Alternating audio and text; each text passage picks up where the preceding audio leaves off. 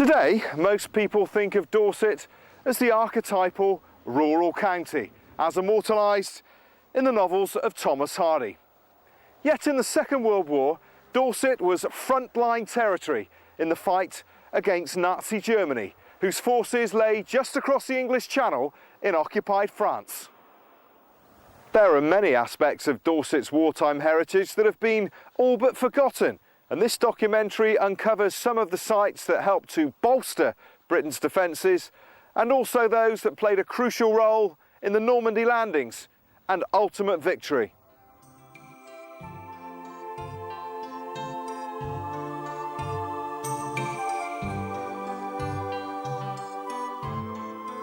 We start our tour of the war sites of the county of Dorset here on the Isle of Portland, and looking out over Weymouth Bay from here, we can see aspects of all that the county was involved in during the war. We have obviously Portland Harbour below us. In the distance we have industry, the torpedo factory, Whiteheads at White Regis. The skies above us were very much to the forefront of the Battle of Britain. And below us, 103 war graves, Portland Naval Cemetery. And the army. There were 5 artillery barracks, coastal defence barracks, around Weymouth Bay and Portland. Fort Upton, the Noath, the Breakwater Fort, the East Weirs Battery and the West Weirs Battery. There was another artillery fort built and opened in 1881, which we see behind me, Verne Citadel, but in fact it was never used as an artillery barracks. At its completion, muzzle loading guns were becoming obsolete, so it was never armed, and in 1903 it had become an infantry barracks. During the Second World War, the Verne Citadel was used for a variety of purposes. The last regiment of infantry here was the 2nd Battalion, the Lincolnshire Regiment, and they left here and joined the British Expeditionary Force and were of course involved in the ill-fated evacuation of Dunkirk, Operation Dynamo. There was an RAF radar unit based in here during the war, there was an ammunition depot, and the old magazine left over from the breech loading, muzzle loading transition days was actually used as an overflow hospital. In 1950, the War Office gave up the Verne and it was transferred to the Home Office and turned into a prison. And it remains a prison today, Her Majesty's Prison, the Verne. A total of 148 bombardons or Phoenix units were built for the 2 Mulberry harbours, designed to bring troops, vehicles and supplies ashore after the D-Day landings. The British one was on Gold Beach at Arromanches and the American one on the edge of the Omaha Beach. The American harbour was virtually destroyed by a storm on the 19th of June, and the Arromanches one, Mulberry B, often known as Port Winston, continued in use. And today numerous sections of this harbour can still be seen offshore at Arromanches. In 1946, 10 units were towed back to Portland to provide shelter for the construction of a new pier. In 1953, 8 were sent to Holland to repair the dykes after the great floods of the year before. But the 2 we see here didn't make the journey and remain in Portland Harbour to this day, officially listed buildings.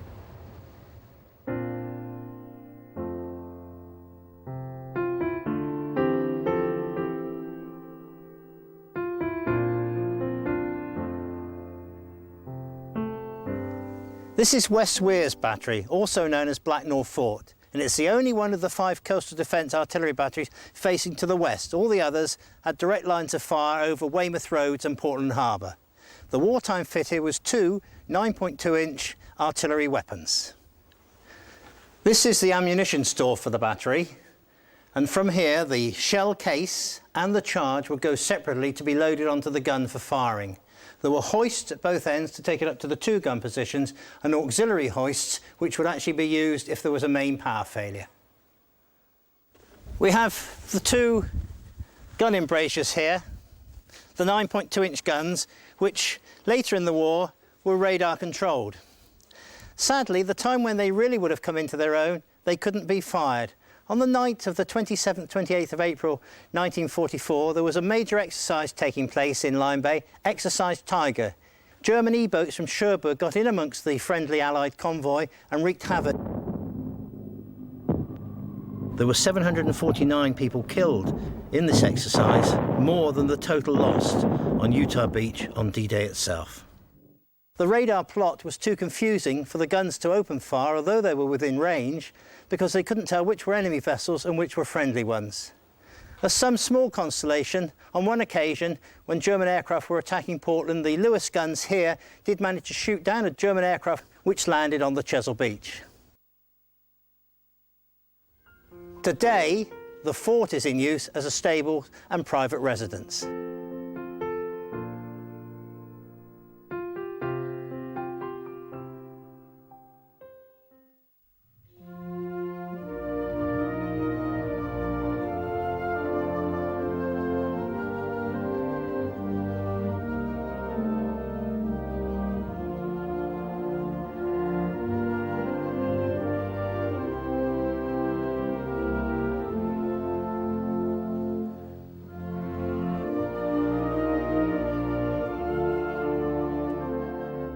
We've come to the Portland War Memorial, which was unveiled in 1926.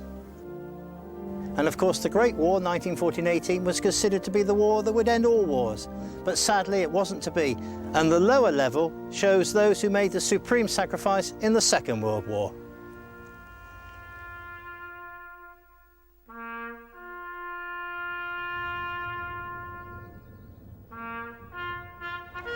We're now in the Portland Royal Naval Cemetery, which as you can see is beautifully maintained by the Commonwealth War Graves Commission. There are 103 Second World War graves in here. 10 of them are of unknown combatants. One is a Norwegian merchant seaman, there's 1 Coast Guard and 12 Germans.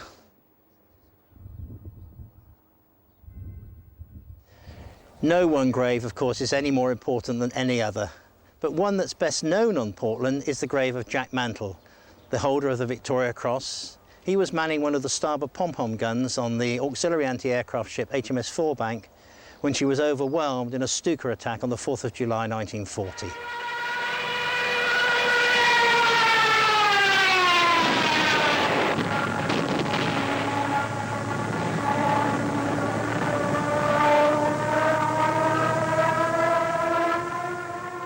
He maintained his gun position until he died, and he's the first person to be awarded the VC in British territorial waters. Notice on the headstone the Victoria Cross.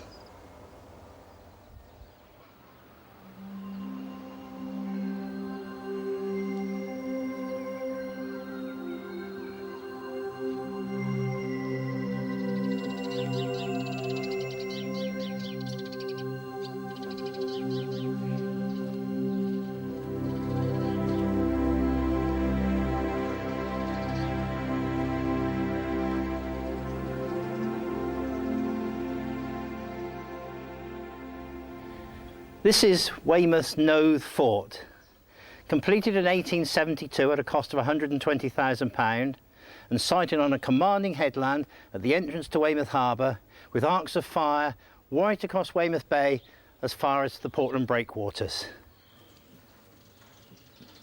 Its main function in the Second World War was to site a coastal defence battery of 6-inch guns, which we'll look at in a moment.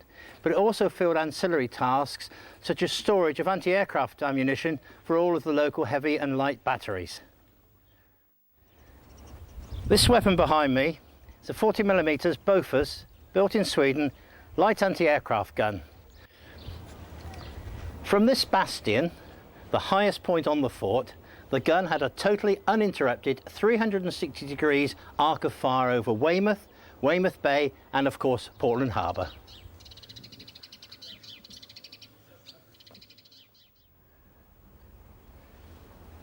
This is the big brother of the Bofors. This is a 3.7-inch anti-aircraft gun.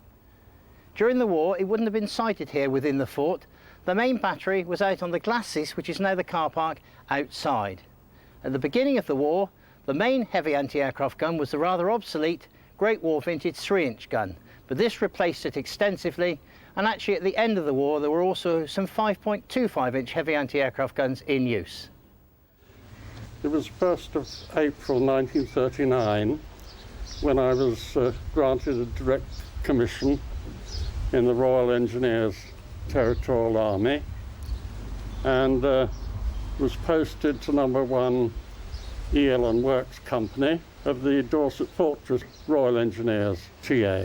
And in August we were called up to action stations, and my first duty was at the Nose Fort, where the Royal Engineers were in charge of the coast defence searchlights, whilst of course the gunners had the 6-inch guns, 2 on the nose and 2 on the breakwater fort. The main raison d'etre for the fort during the Second World War were the coastal defence guns, of which we see one here today. Breech-loading guns, they were never fired in anger during the war. However, one shell was fired from them in July 1940.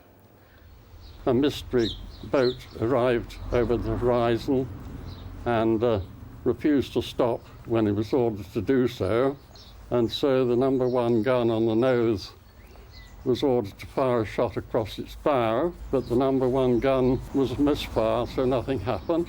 So number 1 on the breakwater was then ordered to fire a shot across its bow, which in fact it did, but the shell ricocheted off the water between the masts of the outer defence vessel and landed off down towards Lulworth somewhere. And the boat continued into Weymouth and unloaded French troops who had escaped from Dunkirk, so it wasn't a very good welcome to Weymouth.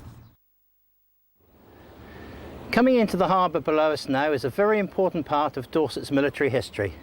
This is the motor vessel My Girl. She was commandeered at the beginning of the war, and her skipper Ron Hill stayed aboard her throughout the war, and her task was to take supplies to and from Weymouth to the defences on the Portland breakwater arms. During the war she steamed over 20,000 nautical miles in military service, and she carried over 250,000 troops to and from the fortifications, plus of course endless amounts of supplies. Today, based still at Weymouth, she plies her trade in, amongst other areas, Portland Harbour, where she served so bravely over 60 years ago. The main defensive structure in Portland Harbour was the breakwater or Checker Fort, and it was to here that My Girl would have made many of her passages, sometimes under air attack. In 1956, coastal artillery units were stood down, apart from the one on Gibraltar. The fort rapidly fell into disuse and then was taken over by the Weymouth Civic Society and eventually became the excellent Museum of Coastal Defence that we see here today.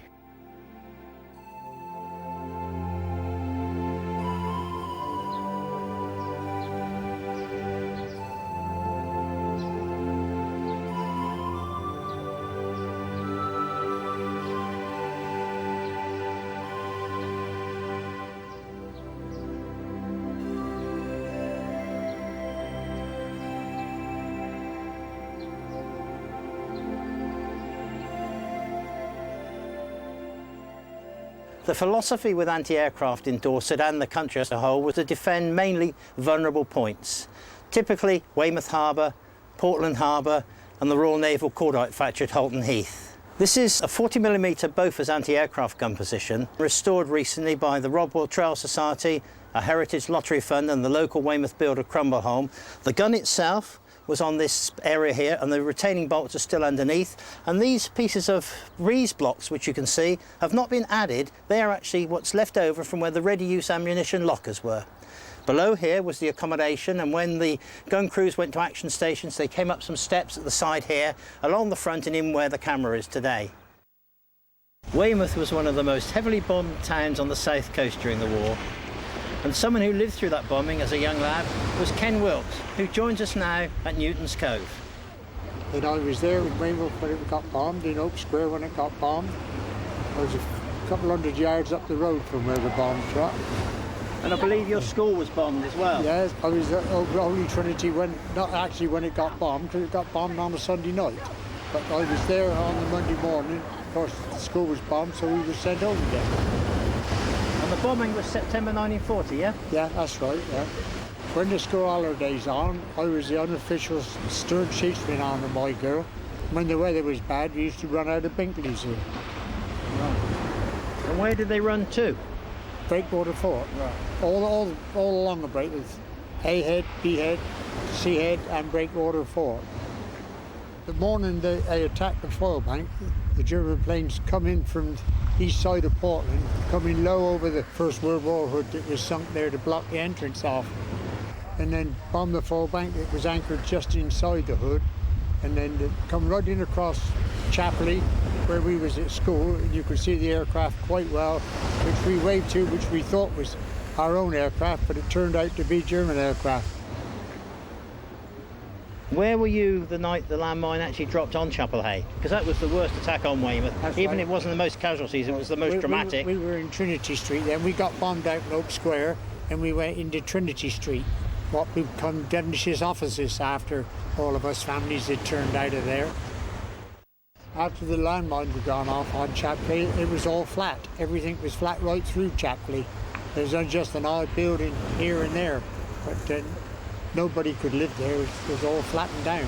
And they used it then for training for the services. Yeah. Commandos and all that used it for training. I'm now walking along the Rodwood Trail, as it's called today, the line of the railway which ran between Weymouth and Portland. During the Second World War, it played a particularly important part in moving logistics into Portland Harbour as the build-up for Operation Overlord, the D-Day landings. On my left is the site of the former Whitehead's torpedo factory. And during the 1940s, as Portland became more and more important, it became obvious that if the road was bombed, there would be no access to Portland for stores. So an access road was built on the edge of the torpedo factory onto the railway line. Railway sleepers were kept in the torpedo factory area that could be put on the railway at 90 degrees to their normal lineation to allow traffic to continue through to the port.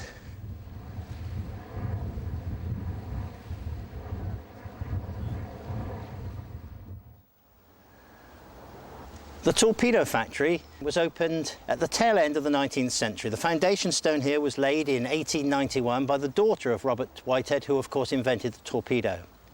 Throughout the First World War, the Admiralty bought torpedoes from the factory, of course. In the 1920s, it went through a period of depression and actually closed down for a while, reopened in the 1930s, and of course was the main supply of torpedoes and to a small extent mines for the Royal Navy and the Royal Air Force during the Second World War. The last torpedo contract expired in 1946, the last firing of a torpedo in the ranges out over Portland Harbour in 1966, and taken over in the 1990s and turned into this beautiful housing development we see here today, Harbour Point.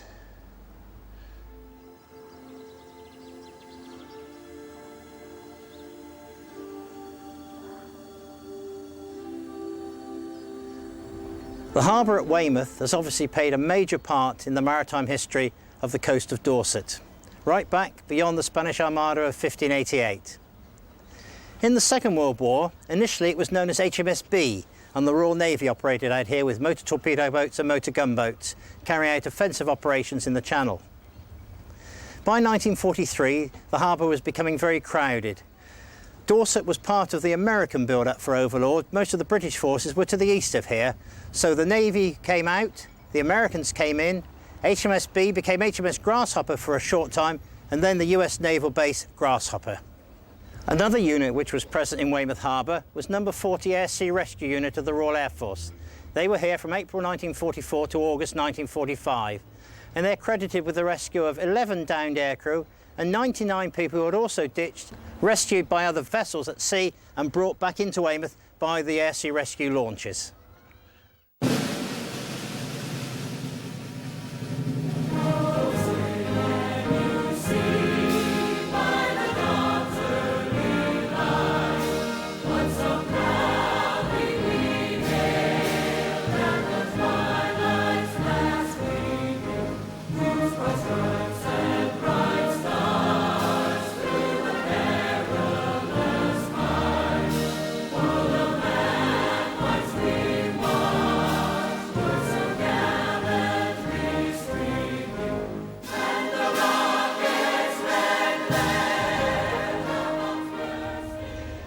Over 99,000 American military personnel sailed from Weymouth to the D-Day beaches between the 5th of June 1944 and the end of the war in May 1945.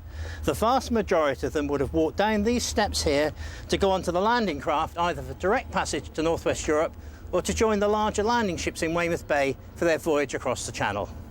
From here, the troops were embarked for Omaha and the attack on the famous Pointe du Hoc, the Rangers' assault up the vertical cliff face.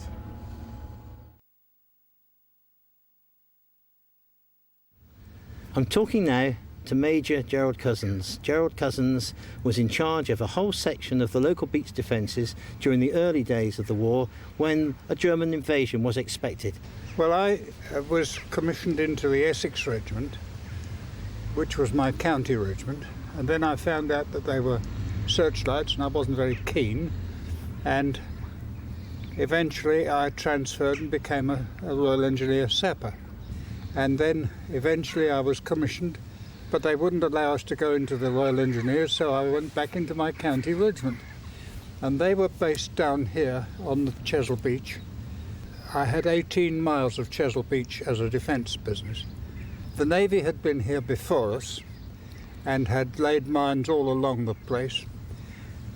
And when the Royal Engineers lay mines, they'd lay them to a pattern.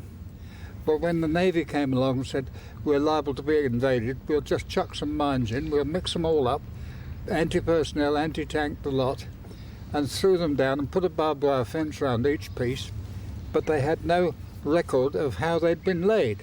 Well, we had 3 mines go off in one field, and some of my friends in the unit were trying to get back to their base, or to their billets, and they walked over the fence and straight in. The first man was blown to bits, the second man was seriously injured, and the third man, who was very tight, was as sober as a judge. Instantly. Instantly. Montgomery was the corps commander, and Templar was his senior deputy, and they came along and they said they wanted to put what was called a Z1 obstacle along the beach, which is impervious to tanks. It's a steel scaffolding affair which makes a huge fence, and if the tank's tracks hit it, the tracks would be ripped off and they'd be put out of action. And we started off and we built it in sections down the beach, and it was a pretty good job. I don't think they would have ever got through it. So as well as the anti-tank devices you were building, there were presumably pillboxes and observation posts and everything else on them. All the pillboxes were built by the Navy before we came, and they put in 6-inch naval guns, but they'd shortened the barrels, and they'd never fired them with a shorter barrel. And we had ammunition, and we had the guns in place over the beach. Fortunately, we were never asked to fire them. Although during the Second World War the Germans never actually invaded Britain, during the summer of 1940 they issued several plans for just such an undertaking. The most important of these was probably that issued in July 1940, which involved a landing by some 200,000 men on a wide front between Ramsgate and the Isle of Wight, the main objective of which, of course, was to capture London. A subsidiary landing by about 60,000 men of the 6th Army was also to take place, and these men were to be ferried across from the Cherbourg Peninsula to land in the Lyme Bay and Chesil Beach area, where they were to establish a bridgehead. Now, their main objective, actually, was to draw the British forces away from the main landing area on the southeast coast. But it was also part of the plan for them to make a very fast motorised drive across country towards Bristol, which they were to seize. And this, of course, would have resulted in Devon and Cornwall being separated from the rest of the country. During the second phase of the operation, by which time about 820,000 men would have been committed, another fast mechanised drive would have been made up from Bristol towards Gloucester, from where a powerful left hook could be delivered into the South Midlands. It was then considered that once the line from Gloucester across country to Malden in Essex had been held, no reasonable resistance could then be expected from any of the remaining British forces, and effectively the invasion would have been complete. Montgomery issued an order of the day. I've never forgotten it. I think it was one of the most frightful things that he ever said. He said, the beach defenders have got to hold the beach for 30 minutes. After that, make your own way back and find another unit to join. And that was about it. Had the invasion actually taken place, which the British Army later freely admitted would have probably taken only about a week, one of the first airfields to be captured would of course have been Warmwell down in Dorset. Here RAF Spitfires would have been quickly replaced by Stuka dive bombers, which had already operated from their French bases to destroy Dorset's fixed defences, such as the coastal gun sites and the heavy anti-aircraft sites in the Halton Heath group, which were installed to protect the nearby cordite factory as well as Portland Harbour itself.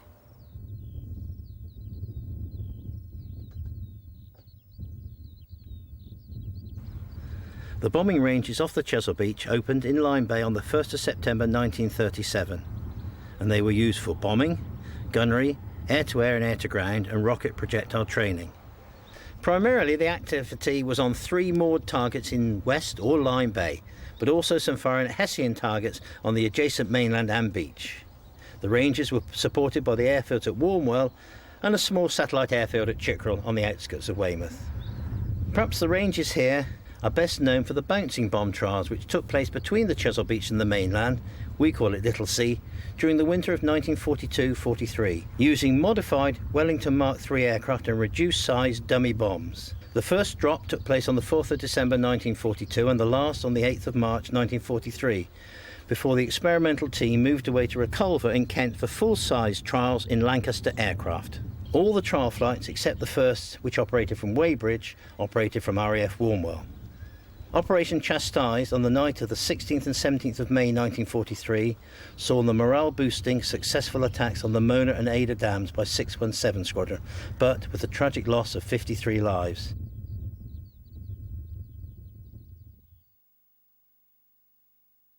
Britain was the only country in Europe to have a resistance organisation organised before it was invaded, and of course Britain never was invaded. The resistance in the UK were known as auxiliary units, a choosedly ambiguous name. And the people involved and enrolled were people who had an intimate knowledge of the land, farmers, gamekeepers, forestry workers, poachers and the like. The idea was they would go to ground in one of their observation posts, known as operating bases, such as this now long gone one here near Langton Heron, and after the Germans had landed on the south coast and made their way inland, they would come up behind the German forces to wreak havoc in their lines of communication. All those involved considered it very much a suicide job, but nevertheless they were proud to be members. There were 32 of these bases on the south coast of Dorset, all built to pretty much a standard design. The operations room had sleeping facilities, cooking facilities and of course storage for weapons and explosives. The entrance was controlled remotely by pulling a rope through a pipe to a point slightly away from the base so that the entrance door would open and the troops could come in and out, and there was also an emergency exit so they could egress quickly if they were attacked. The organisation continued in existence until November 1944 when it was stood down as the Allies were pushing into Europe and the chances of an invasion within the UK were down to virtually zero.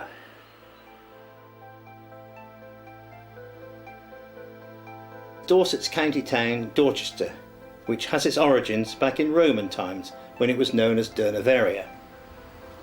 The Dorset Regiment's origins go back to when it was raised as Colonel Coote's Regiment, and then eventually numbered the 39th Regiment of Foot. The battalions of the regiment have fought in virtually all major conflicts since then, and it has the honour of having not just one but 2 mottos. Primus in Indis, relating to its first battle honour in India in 1757, and Marabout, relating to its capture of Fort Marabout in Egypt in 1801. I'm standing on the balcony of the keep to the Poundbury Barracks in Dorchester. This was completed in 1879, the remainder of the barracks having been built in the 1790s. During the war, the regiment grew to 9 battalions and saw service in France, Malta, Sicily and Italy, Burma and Northwest Europe. The 1st Battalion, together with the 1st Battalion, the Hampshire Regiment, were the only 2 battalions of the whole British Army to take part in 3 assault landings: Sicily, Italy and Normandy. In the autumn of 1943, or the fall as they would have called it, part of the barracks were taken over by the US Army. When the Americans embarked for Normandy, the US presence dramatically reduced, but the barracks continued to serve as a supporting depot for the Dorsets in Europe and as part of the Forgotten Army in the Far East. In one of the countless cutbacks which the politicians have forced upon the armed forces in the last 60 years or so, the Dorsetshire Regiment lost its individual identity in May 1958, when it amalgamated with the Devonshire Regiment to form the Devons and Dorsets. And shortly thereafter the barracks was declared surplus to requirements and all but a small portion sold off. On the 1st of February 2007, the Devonshire and Dorset Light Infantry went under yet another change and are now part of the country's elite rifle regiment. How are the mighty fallen? This is the back of the barracks today. On the left, where the married quarters were, stands a tax office, and the hallowed parade ground is now nothing but a car park. At the far end we can see what is known as the Little Keep, and then on the right hand side the former military buildings, which are now used mainly by the post office. Colin, the museum was established in this barracks in 1929 by the Dorset Regiment, and it's been here in the keep since then.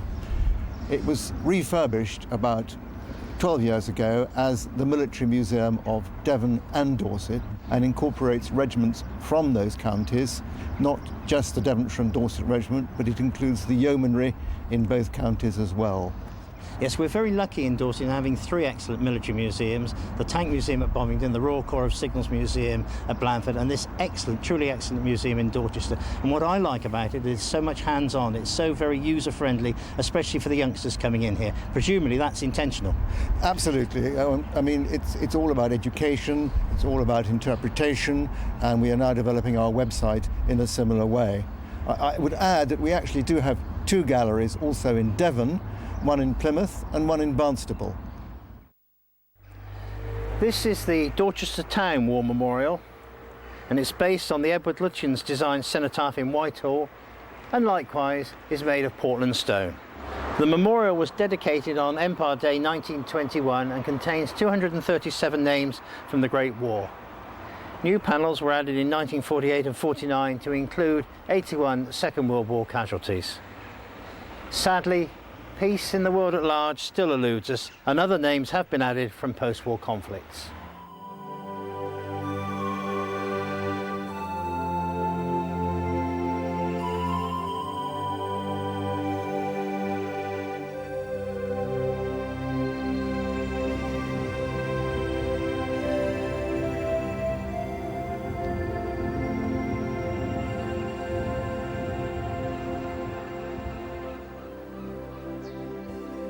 We've now come over to the western side of the county of Dorset, to the town of Lyme Regis, and we're in the Church of St Michael the Archangel. Particular interest here is the bell of the Bangor-class minesweeper HMS Lyme Regis. Above us we can see the ensign, which she flew actually on D-Day when she was part of the support force for the Overlord landings. This was in fact the second HMS Lyme Regis to be named during the Second World War, and she took the name from HMS Sunderland. Ironically, at the end of the war, the second HMS Lyme Regis was scrapped on Wearside. HMS Lyme Regis was but one of 13 warships to bear Dorset names during World War II, probably the most famous being the Norfolk-class cruiser HMS Dorsetshire, which administered by torpedo the coup de grace to the German battleship Bismarck in May 1941 after she had been disabled by Swordfish aircraft from the carrier HMS Victorious. She herself was sunk by aerial attack some 200 miles off Ceylon in April 1942. Not a warship, although well armed with anti-aircraft weapons, the SS Dorset certainly also deserves a mention. She was the 8th and last merchant ship sunk in the famous Pedestal convoy to Malta in August 1942, not succumbing to enemy action until almost in sight of the island fortress. This was the famous Ohio or Santa Maria convoy, which saved Malta from almost certain capitulation. This is the former headquarters of the Lyme Regis Air Sea Rescue Unit. It was formed in 1937 primarily to support the activities of the aircraft using the bombing ranges off the Chesil Beach. In 1942 it was entitled Number 37 Air Sea Rescue and Marine Craft Unit. Today the unit is used as a boating academy. It was actually closed down in 1964 when helicopters began to take over most of the RAF's UK Air Sea Rescue commitment.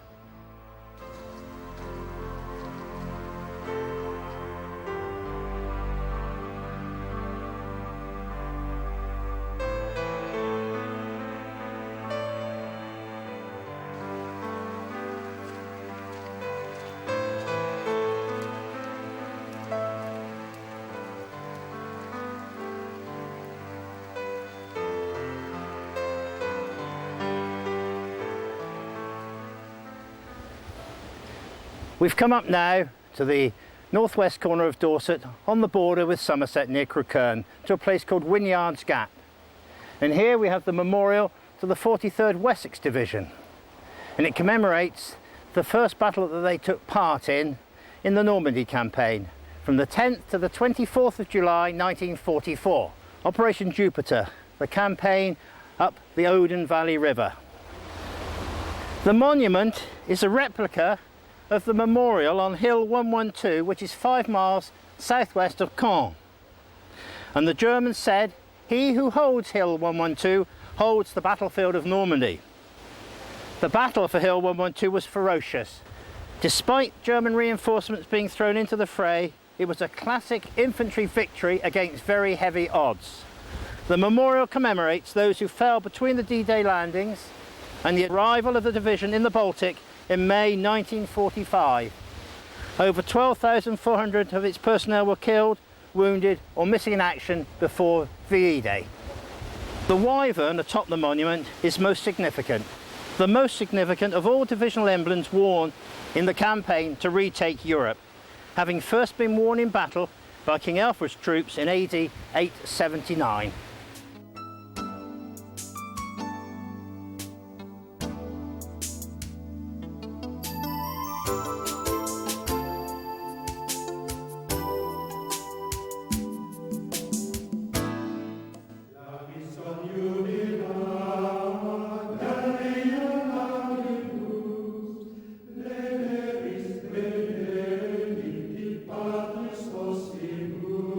We've now come up to Sherborne with its beautiful abbey, where Christians have worshipped their Lord for over 1300 years. And behind the town's First World War memorial, we have the memorials to the Second World War. 3 plaques commemorating the 56 citizens who gave their lives during the war. A plaque which commemorates a raid on Yeovil Airfield in September 1940, just as the crow flies, or as the Ju-88 flies, a mile and a half down the road. Obviously the bombs undershot their targets and the casualties were incurred here in the town, and 18 people died. These 2 plaques at the bottom here commemorate the 29 members of the 294th Engineer Combat Battalion who were killed near here in a landmine explosion in March 1944 as they trained for D-Day. The second plaque commemorates a visit by the survivors in later years.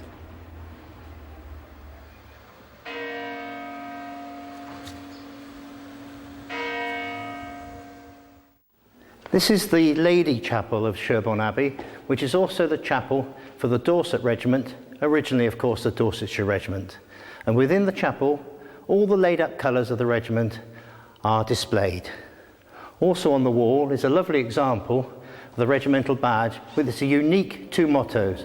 This chapel was dedicated after the Great War, but updated after the Second World War, and we have this lovely screen on the south side of the chapel commemorating the battles in which the regiment fought.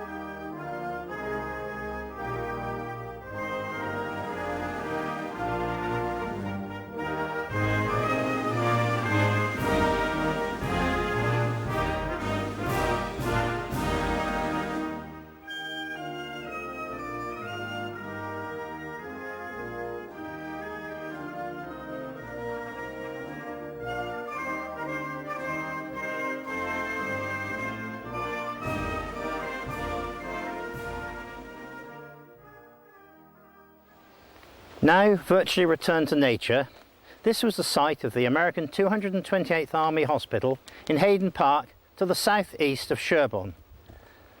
A capacity of 1,100 patients split over 28 wards. And it was one of many hospitals in the county in 1943 and 44 which were built to accept casualties from the battlefields of northwest Europe. Under favourable conditions, with a good tide and shipping movements tied in, casualties could be off the battlefield and into the operating theatre here within 8 hours of being wounded.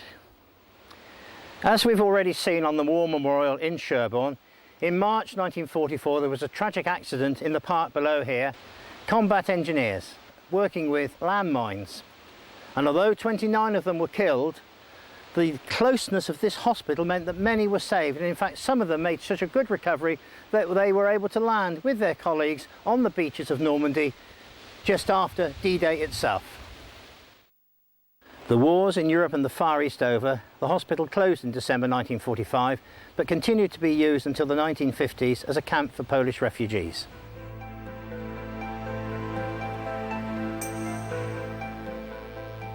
A combat force, of course, is only as effective as its logistics chain, and here is a prime example of the logistics chain being reinforced, the bridge we see in front of us. We're now at the village of Bagba, just to the west of Sturminster Newton on the A357 and on the banks of the River Liddon. As the build-up went ahead of the armed forces going to Weymouth and Portland for shipment across the Channel, the Americans were very concerned that the old bridge might not take the weight of the tank transporters, and so Canadian engineers built this girder bridge as a temporary measure so that the tanks could come south on that road. And as you can see now, nearly 70 years later, the bridge is still here today.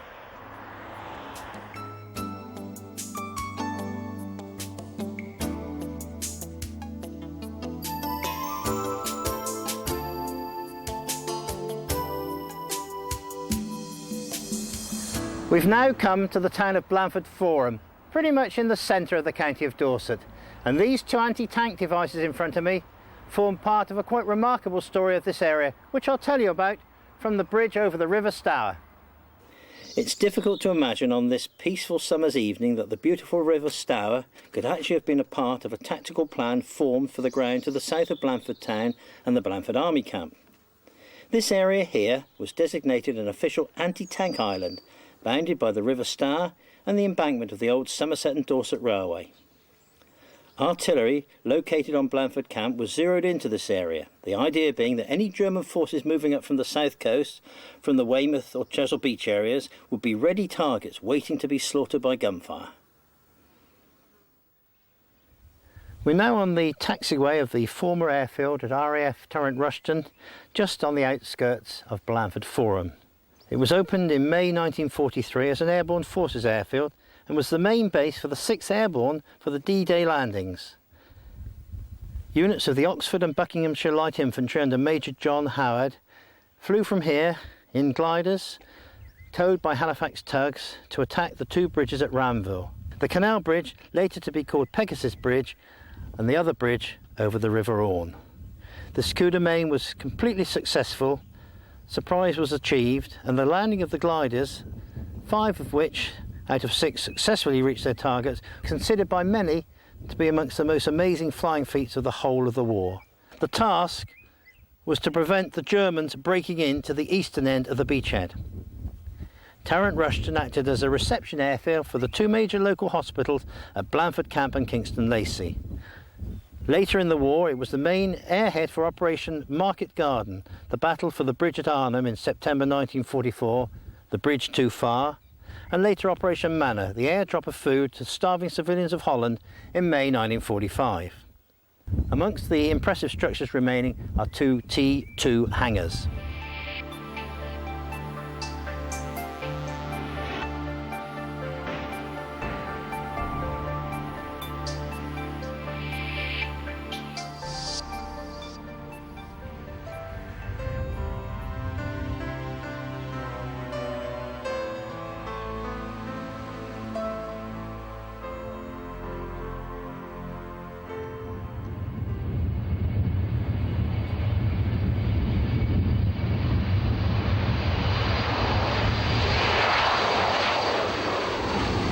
We're now over on the eastern side of the county of Dorset at the former RAF Herne airfield.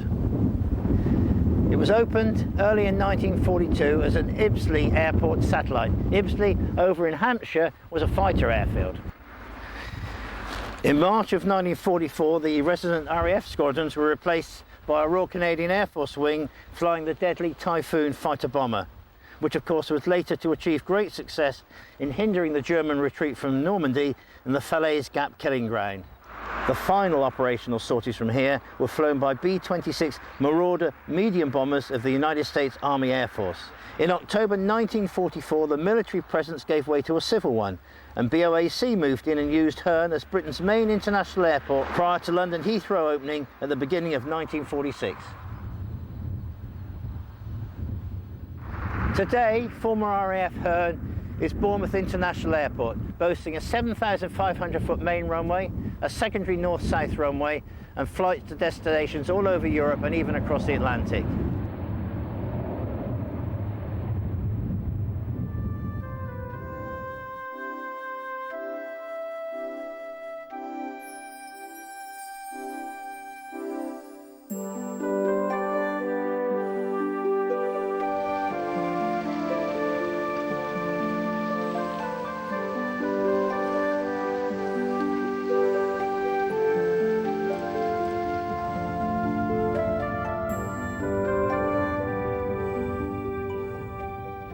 Poole Harbour, the second largest natural harbour in the world, played an active part in defensive and offensive operations during the war. From boatyards to flying boat units, both coastal command and civilian, from combined operations activities at the HMS Turtle shore base to trials for Pluto, the pipeline under the ocean to supply fuel to the forces in Normandy via an intermediate pumping station at Shanklin on the Isle of Wight. From American Coast Guard rescue cutters to the embarkation of troops in over 300 craft for Operation Overlord. As the war progressed and the fortunes of war swung in the Allies' favour, space was always at a premium and units came and went as the fortunes of war dictated.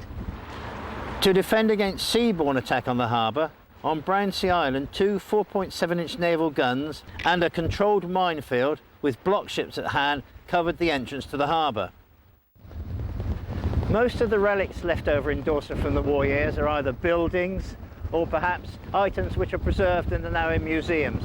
But what we have here in Poole Harbour is rather unusual. These are 2 Mark V landing ships tank which were sunk intentionally after the war to provide protection while further harbour works were carried out behind them. They're still here in the 21st century, quietly rotting away.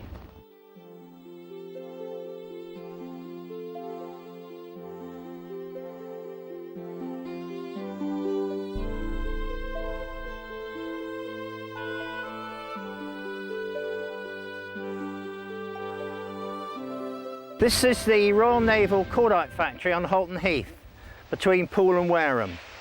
Opened in 1916 during the Great War, it was here to produce flashless cordite and Tetrol HE for Royal Naval guns. The site on Holton Heath was chosen as it was remote enough to minimise casualties should an explosion occur.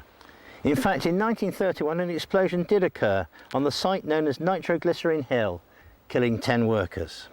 It had a suitable water supply and had a good railway connection, in this case the Southern Railway. Holton Heath had its own generating plant. It also had its own hospital, fire brigade and home guard unit.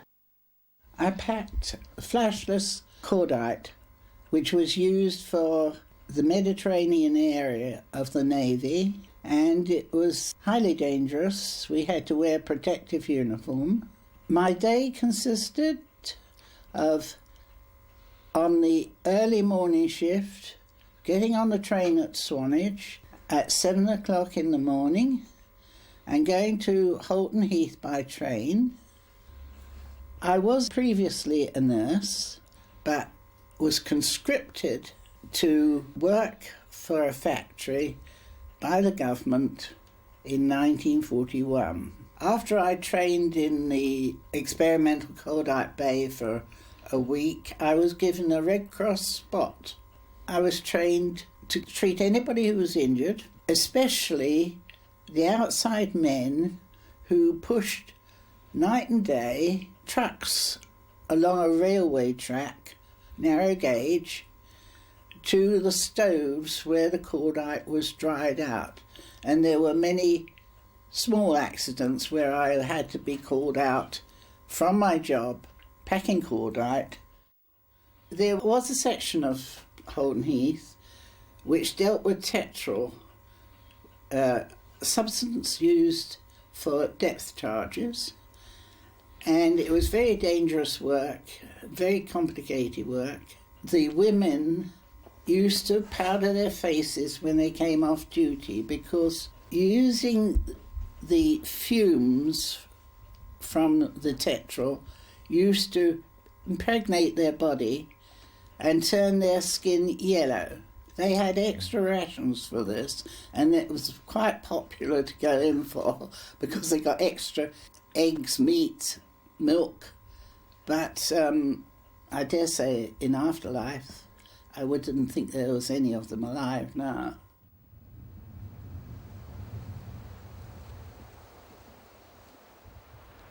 The scene in front of us looks rather like a typical North German plane with a Luftwaffe flak tower in the background, but in fact it's not. The structure is on the western edge of the cordite factory. It was a twin Bofors tower, a single Bofors gun on two towers which was separated by a small gap so that when the gun was firing, the observer and tracker didn't suffer the vibration of the gun platform. The cordite factory at Holton Heath was the most heavily defended, anti-aircraft wise, vulnerable point, as they were correctly known, in the county of Dorset during the war, more heavily defended even than Porton Dockyard from an AA point of view.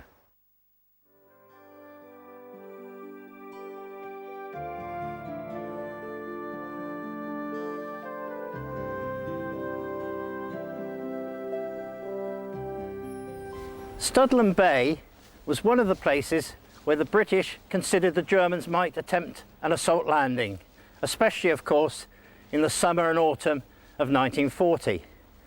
It was defended in the conventional way by pillboxes and anti-tank defences, and something special here was Prosit Fugas, which was a pipeline system under the water which pumped oil up onto the water and which could be ignited.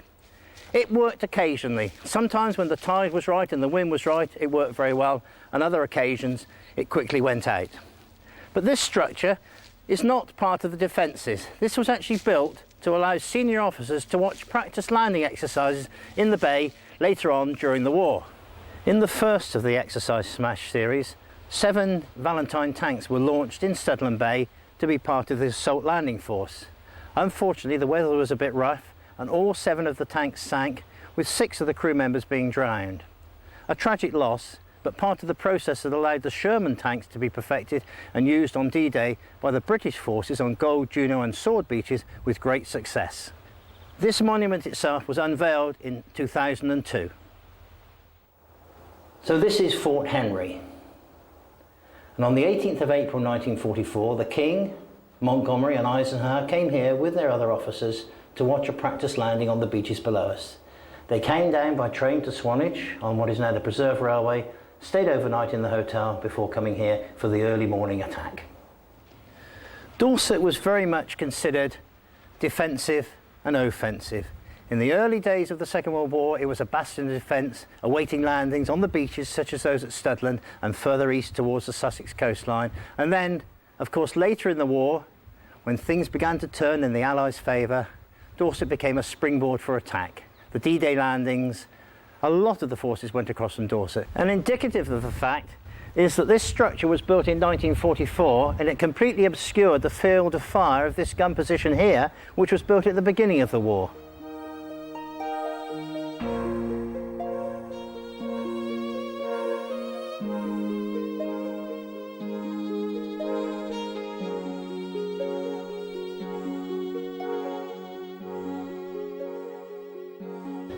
With Lulworth Castle in the distance there on this misty morning, we're now looking out over the Army training ranges where the Royal Armoured Corps exercises today.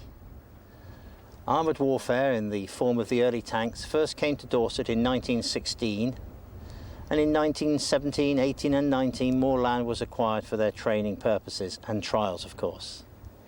In the Second World War, the 2 camps at Bovington and Lulworth, which still exist today, were used as rapid response centres so that if there was a landing on this section of the coast, armoured columns could be sent out from there to combat it.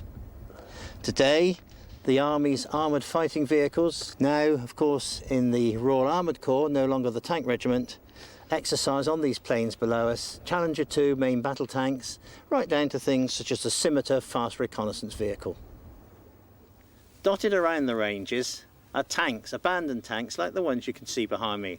and these are used for targets or for practice targeting in isolation. There are not as many tanks on the battlefield training area today as there used to be.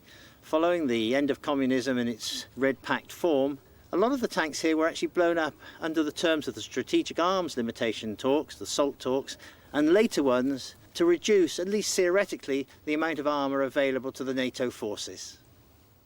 Live ammunition is used on the ranges, and of course sometimes the gunfire is extremely accurate, as we can see here.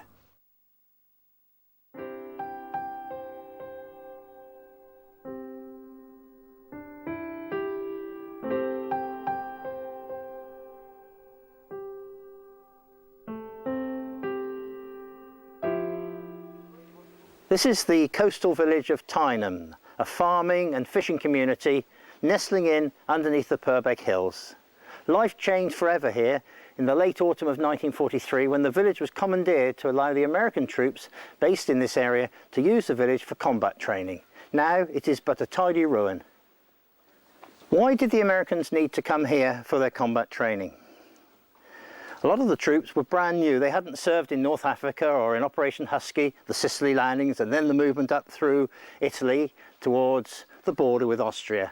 They needed to do live training. They needed to be somewhere where their guns could be fired. And of course, firing guns caused the village to become the ruin it is today. Every attempt has been made to conserve the village. It is now what is known as a tidy ruin. You can see the door frames have been reinforced, and all along the top of the open stonework, concrete has been applied to stop the water getting in and making the ruin any worse. It can be really said that a lot of the combat training which was so effectively used in Normandy, the skills were honed here in the village of Tyneham.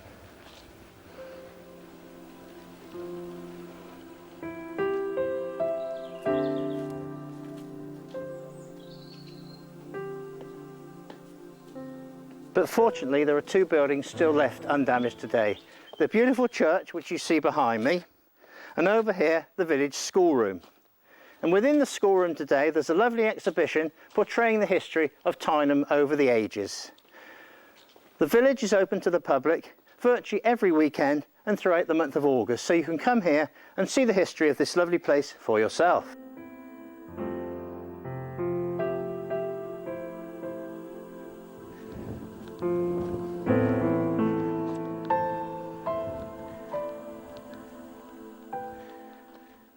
This unusual object here is an Alan Williams steel turret, a single-man pillbox, and the top of the turret could rotate, and as the soldier inside moved his shoulders, the turret on a bull race would move around with him.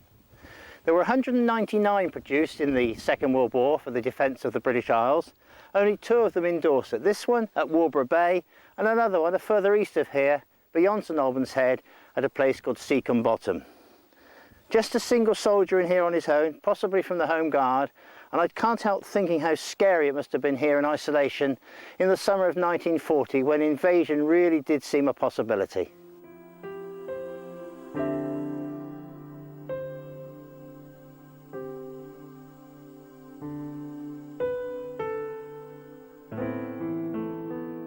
I'm on a little beach at the moment, just to the east of Warburg Tout, which is on the Dorset Jurassic coast. And what we're coming to now is an impressive line of dragon's teeth. Now, dragon's teeth were put in places for a specific reason. And here, the idea was that if any enemy force chose to land in this little cove, it would know it couldn't get its armour inland because of the dragon's teeth, and would therefore have to go round Warburg Tout onto the more open beach in Warburg Bay, where the defences would have been ready for it. The Alan Williams steel turret and the other pillboxes high up on the cliffs above the bay. As we leave Tyneham and climb up towards Whiteway Hill and the Purbecks proper, one last thing we need to look at is this structure behind me. It's a 20mm light anti-aircraft gun position. You might ask yourself, why? Well, when the troops were down here were training, of course they were as vulnerable to air attack as they would have been over on the distant shore. Only 60 miles to the nearest German airfields on the Cherbourg Peninsula. So whilst the training was taking place here within the village, this gun position would have been manned probably by units of the 184th LAA Battalion.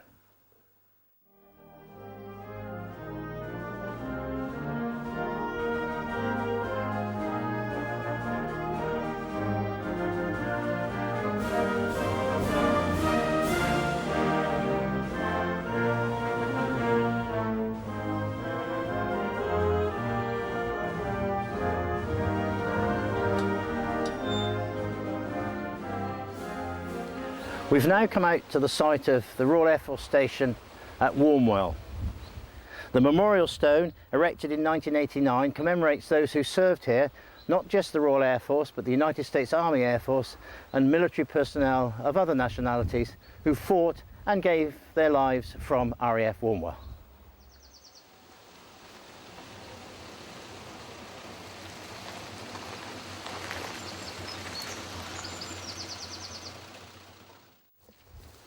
I saw this, I thought it was a railway. Oh, right.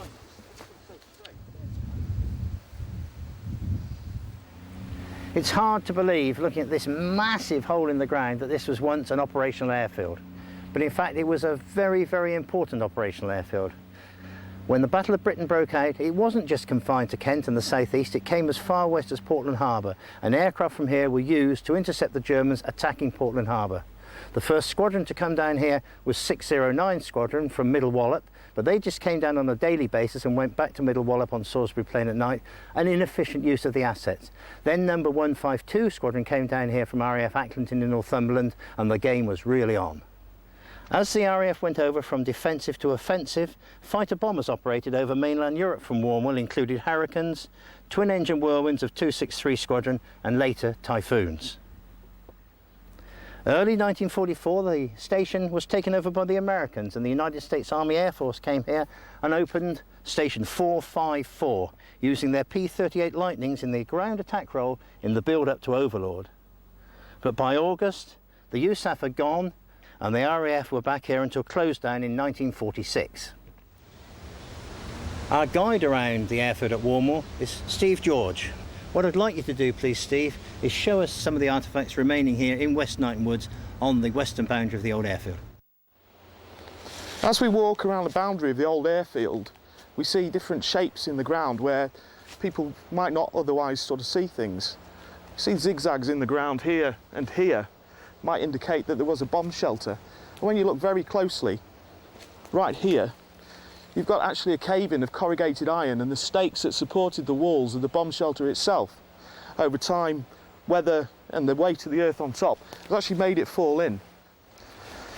What we have here, Colin, is a ground crew building, obviously, blast walls on the outside, and what remains of the foundations of it right here, but buried again underneath the leaves, something that we need to look out for as we're wandering around.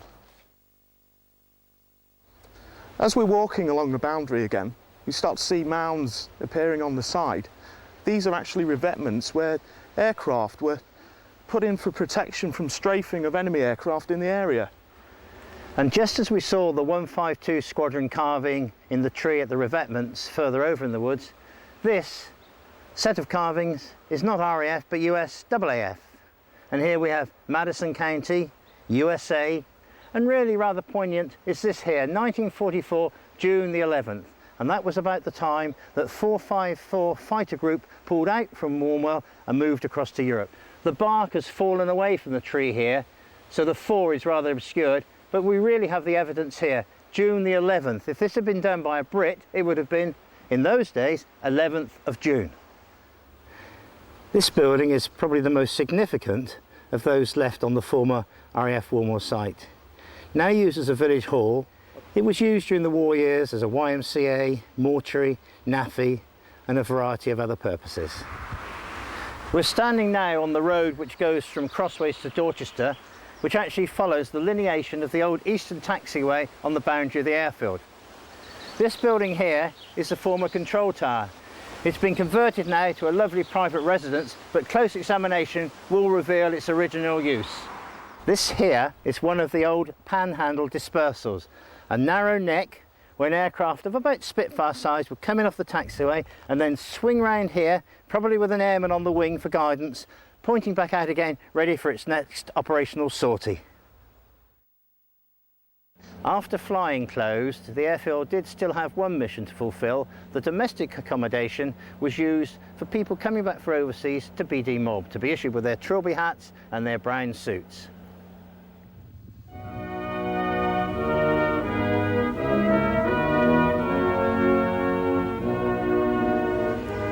This is the beautifully kept Commonwealth War Graves Commission plot in the Church of Holy Trinity in the village of Warmwell.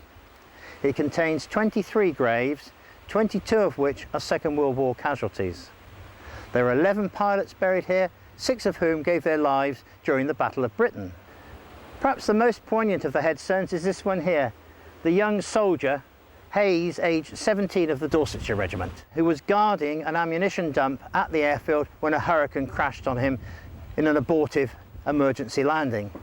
In the front here we have the grave of Squadron Leader Lovell Gregg. He is another casualty of the Battle of Britain. Based at RAF Exeter, his aircraft crashed at Abbotsbury. He was killed in the crash and brought here to his final resting place.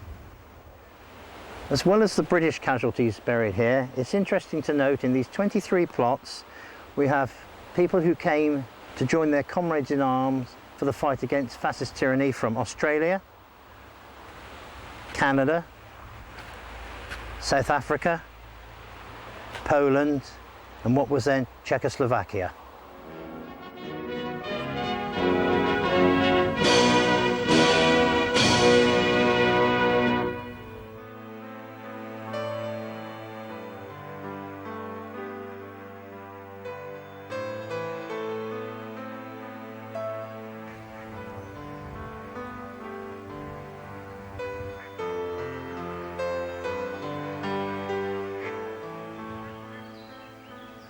As you move around Dorset, you tend to see pillboxes all over the place, and you might get the feeling that they've just been randomly dropped in spots, but that's not true. We have basically 3 types of pillbox installation. Single pillboxes defending an individual point, such as the one behind me, which we'll return to in a moment, and 2 stop lines. One stop line, the inland stop line, running basically from Maiden Newton to Poole, and then the coastal stop line running along the south coast, including the ones at West Bexington.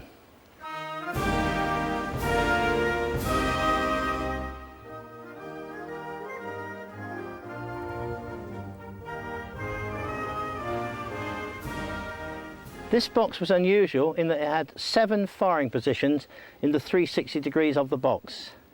Very thin compared with many pillboxes, and I can't help thinking that any weapon fire in excess of about .45 calibre would have wreaked havoc, and the defenders inside, many of whom would have been home guard, would have stood no chance at all. It was located here specifically to guard the crossing of the River Frome. There was once a ford here, although now it has filled in.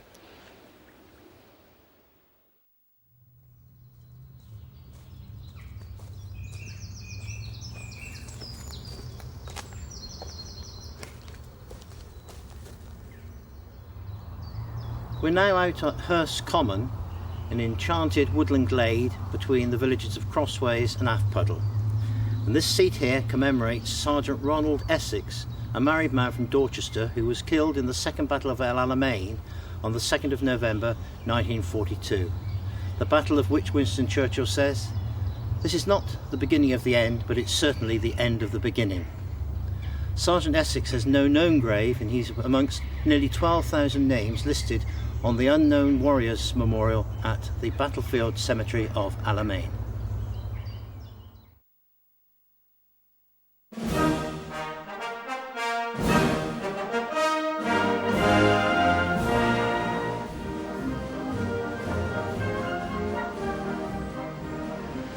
This is RAF Ringstead, a westerly extension of the South Coast radar chain which became operational after the Battle of Britain, in fact not until May 1942. Here we have one of the 7 bunkers at RAF Ringstead, inside with different compartments used for the broadcast and transmissions based here with the different aerials at this site. There was Chain Home and Chain Home Low. Chain Home was connected to the RAF, Chain Home Low also connected to the naval station at Portland. A war memorial is normally a plaque or occasionally a commemorative seat or even a village hall, but the memorial here to 20-year-old Lieutenant David Parry-Jones is rather different. It's a bus shelter. After the prolonged tank battles around Caen, the breakout from the Normandy beachhead was finally achieved, and the next major objective for the Allies was the crossing of the River Seine. Lieutenant Parry-Jones was a member of the 1st Battalion of the Rifle Brigade and had only been overseas for a week. He was killed during the race for the Seine, as it became known, on the 4th of August 1944. A Weymouth man, remembered here in his native Dorset, Lieutenant Parry-Jones lies at peace in the Commonwealth War Graves Commission plot on the outskirts of Bayeux.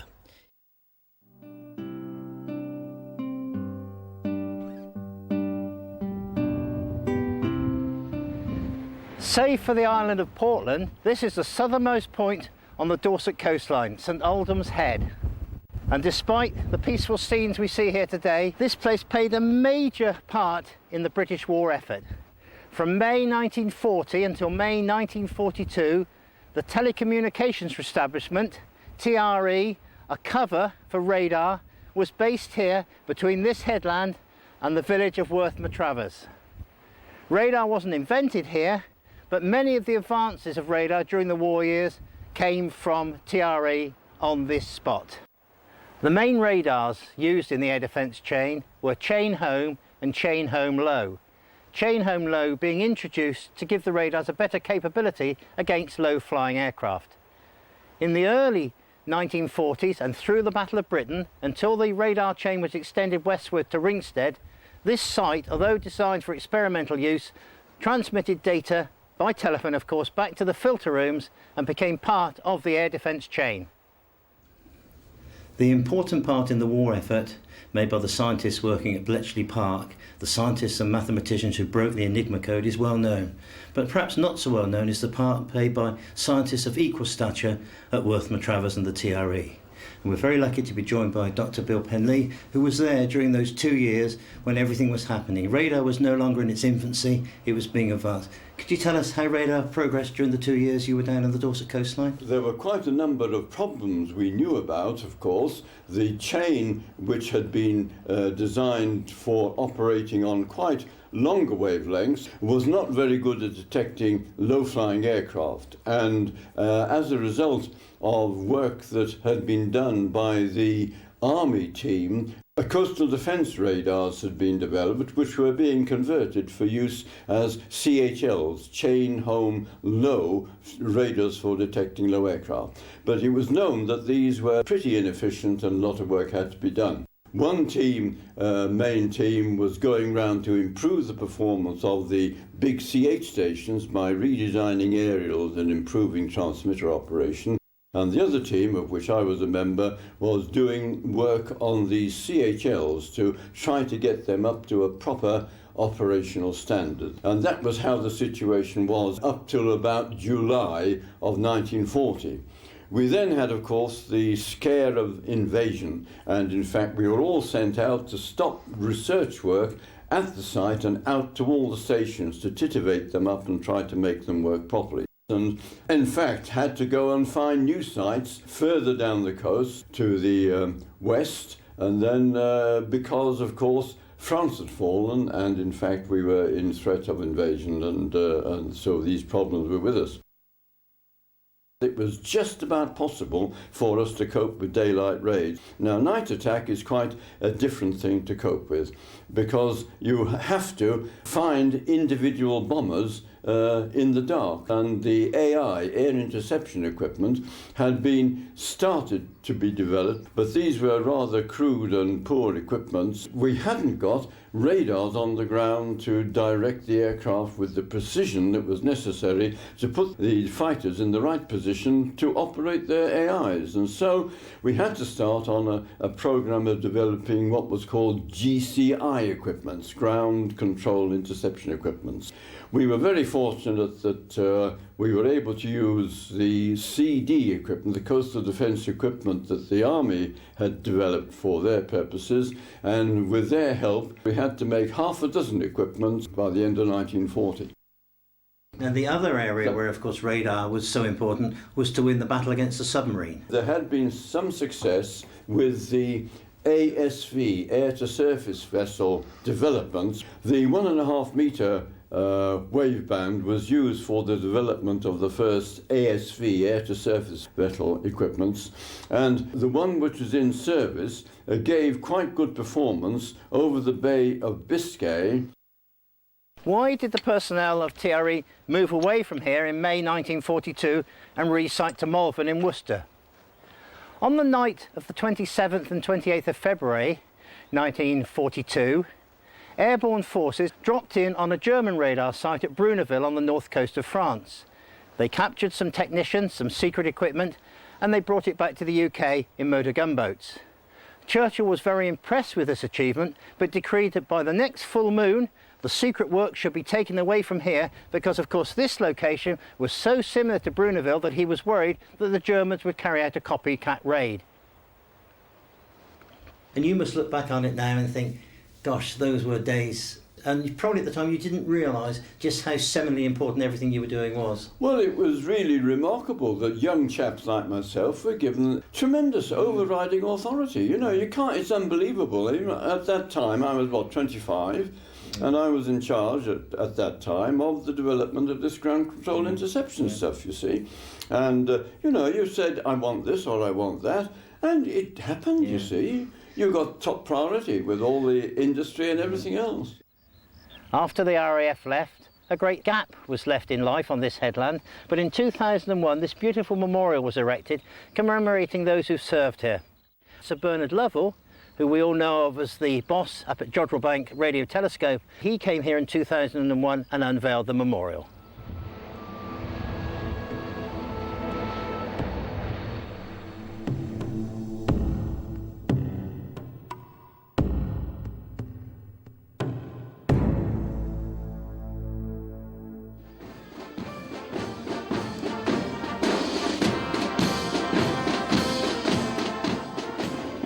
Every year, the Borough of Weymouth and Portland holds a Veterans Festival to commemorate those who have given their lives in the service of our country.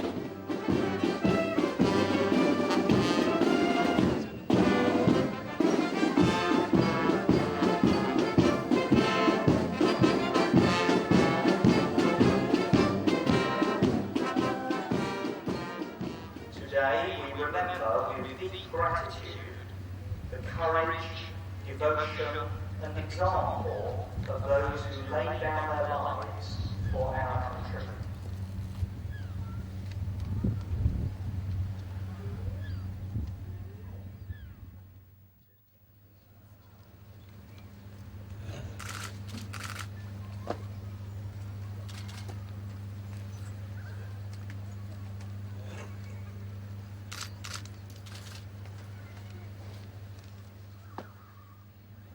When you go home, tell them of us and say, for your tomorrow, we gave our today.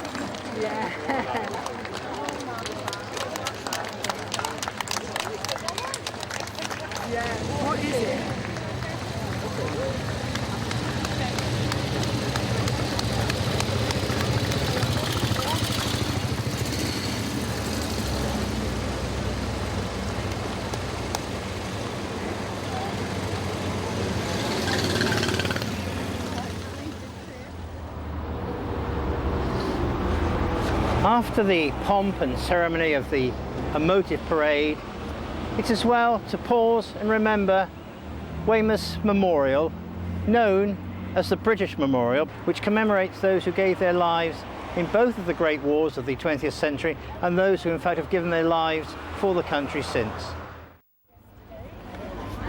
This second memorial is the American Memorial, commemorating American servicemen who died in the 1939 to 45 war. But specifically it commemorates the part played by Weymouth and Portland, their harbours, in the D-Day landings and the period thereafter. During that period, 517,816 servicemen and over 144,000 vehicles sailed from Weymouth and Portland to the D-Day beaches. This second plaque commemorates the part played by the American Rangers on D-Day on the Pointe du Hoc, a headland between the Omaha and Utah beaches. This plaque commemorates not D-Day activity, but by the side of D-Day. On the 28th of April 1944, American forces were carrying out Exercise Tiger in Lion Bay when E-boats from Cherbourg got in amongst the friendly forces and wreaked havoc, and 749 personnel lost their lives in Lyme Bay, and many of whose bodies were recovered to Portland. Particularly tragic was the loss of the troop ship Leopoldville. The last port of call for the soldiers on board there was the army camp at Piddlehinton near Dorchester. They were waiting to reinforce the troops already in Europe when she was sunk by a German U-boat on Christmas Eve, and 802 people died on that occasion.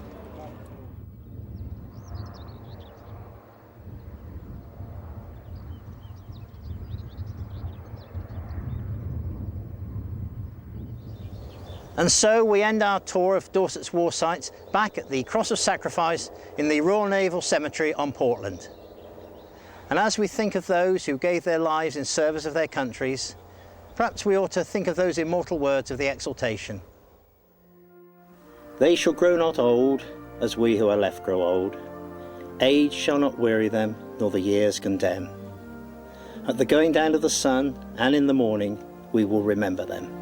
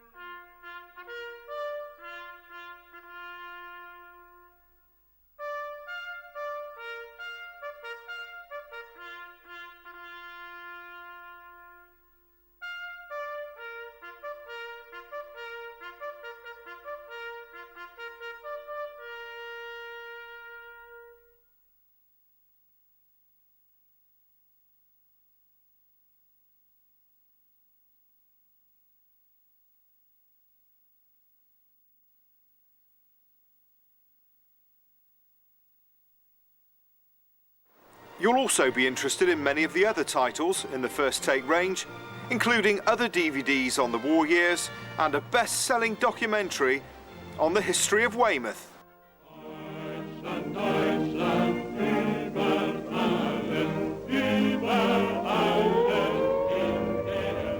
During the time from June 1940 to June 1941, the period known to the Germans as the Air Battle for England, Bristol was the 5th most heavily bombed city in the country. Bristol was such a prime target for two main reasons. First, its status as the biggest port in the southwest of England, and second, to the north of the city at Filton lay the most significant aircraft production facility in the country. But the thing I've got to say about this, I don't care which of them it was, us young kids or the older ones, if Jerry had landed here, we wouldn't have stood a cat and mouse chance. But I tell you what, they'd have gone over our dead bodies. We wouldn't have given an inch, any of us.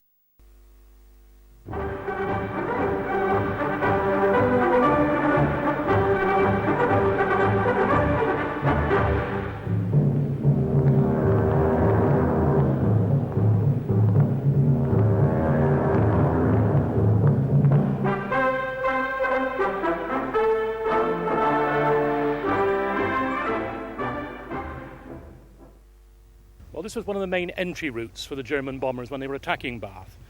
And anyone coming up here today and looking over the city can see how easy it was for them to identify any specific target within the city and how it nestles beautifully in the valley. And of course the valley is very, very important because it was the valley that amplified the explosion of the bombs, which made the blast effect in Bath worse than it would have been in other similar cities. Got home, went to bed, the sirens went up again. Down to the bear flat straight away. Anyway, this old chap, he was very jolly. He said, well, he said, they fall in sticks of, I think, of 5. He said, if you hear 5, he said, that's okay. He said, you'll never hear the one that hits you.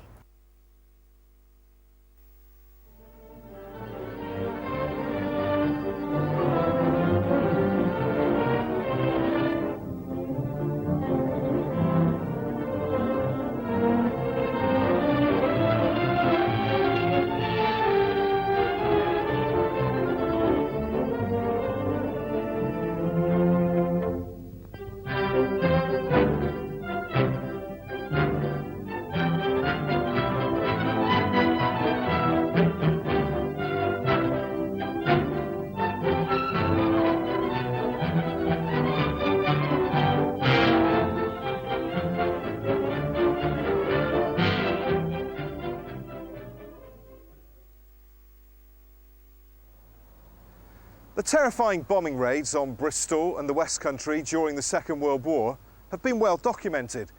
But what was everyday life like for ordinary people during hostilities? How did the workplace change? How did people socialise and retain good morale during those dark days?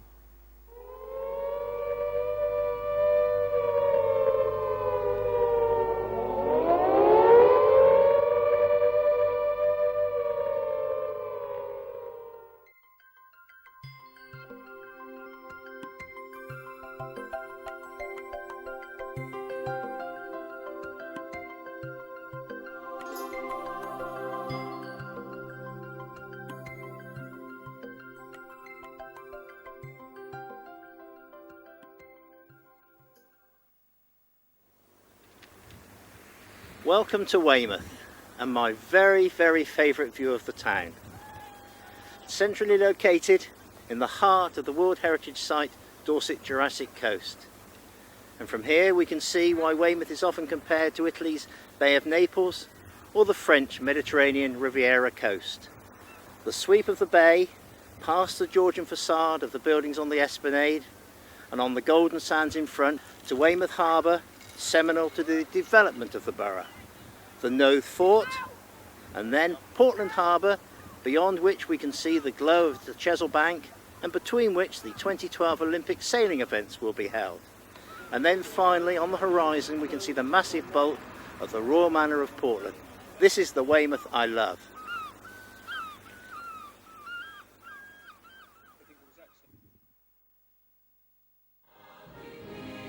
Also to be released in October 2007, Friendly Invasion, the story of the American occupation from 1942 to 45. For more information on any of our titles, to place your order or request a catalogue, call 01454 321 614. Alternatively, you may wish to visit our website. Thank you for watching.